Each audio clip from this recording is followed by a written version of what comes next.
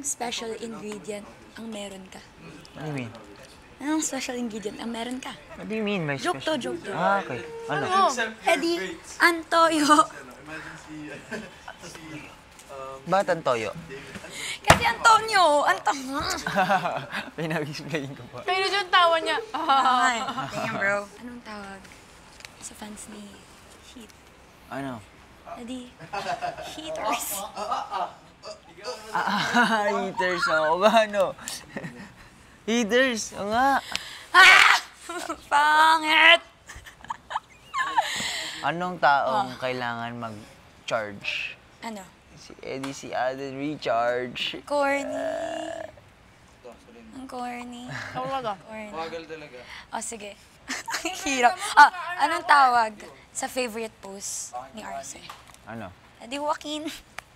Wakyo, gano? Bakit? Uy, tinatapak-tapakan nila yan. Ngayon ko lang po na-realize na funny pala talaga ako.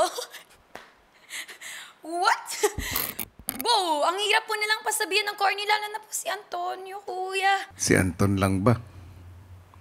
Kuya, napasabi ko po silang apat. Sino? Si Anton, Heat, Inigo, and Rave po.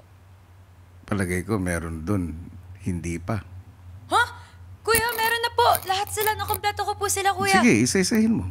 Si Anton po, kuya, napasabi ko po siya na, corny mo kasi po, kuya, habang naglalaro po kami. Tapos inulit ko pa rin yung joke. Tapos sabi niya, corny mo talaga. Tapos si Heat po, kuya, kanina, umagri siya. Sabi niya, yeah, your jokes are fun, but some are really corny. And it's okay, ganyan-ganyan, kuya.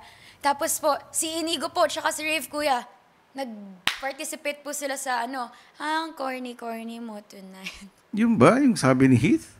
Yes po, kuya. Parang hindi. Huh? Kuya! Hey, kuya! kuya, nasabi niya po, kuya, promise. Sabi niya, some of the jokes are fine. Parang ang sabi niya kasi, it's okay to be corny. Hindi niya sinabing corny ka.